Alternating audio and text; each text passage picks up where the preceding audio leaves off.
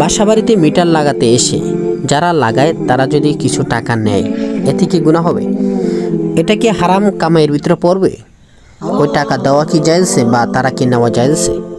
দর্শক, আমাদের সমাজের মধ্যেও অনেক সময় আমাদের বাসাবাড়িতে মিটার লাগাতে অনেক মানুষ আসে, অফিস থেকে মানুষ আসে, তাদেরকে অতিরিক্ত কিছু টাকা দিতে হয়। অথচ মিটারের আবেদন যখন আমি করেছি, তখন তাদেরকে পুরোপুরি খরচের টাকা দিয়ে দেওয়া হয়েছিল।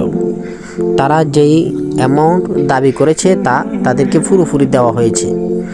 এখন কথা হচ্ছে যে তারা যে সমস্ত জিনিসগুলো দিবে বলেছে, মিটারের সাথে যে সমস্ত জিনিসগুলো প্রয়োজন, ওই সমস্ত জিনিসগুলোর মধ্যে অনেক সময় তারা কিছু কিছু জিনিস দেয়, কিছু কিছু জিনিস যে আবেদন করেছে তাকে কিনে নিতে হয়।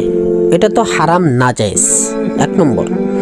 এরপরে মিটার যখন লাগাতে আসবে, যারা লাগাতে আসে তাদের তো এটা অফিসিয়াল দায়িত্বই, কাজই হচ্ছে এটা যে তারা মিটার লাগিয়ে দিবে। তাদেরকে মাস শেষে টাকা দেওয়া হয়, সরকারের তহবিল থেকে তাদেরকে বেতন দেওয়া হয়, ভাতা দেওয়া হয় এই কাজের জন্য।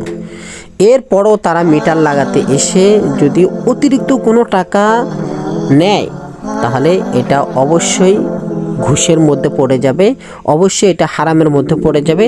এরকম টাকা নেওয়াটা জায়েজ নেই। অথচ যারা দিচ্ছে তারা তো না পেরে অসহায় অবস্থায় দিচ্ছে, টাকা না দিলে তারা মিটার দিবে না, এই জন্য তারা দিচ্ছে। কিন্তু যে ব্যক্তি নিচ্ছে, যারা মিটার লাগাইতে আসছে মুসলমান, তারা অবশ্যই গুনাহগার হবে, তারা অবশ্যই হারাম কামাই করতেছে, যেরকম হবে তারা আল্লাহর আদালতে অবশ্যই দাঁড়াতে হবে।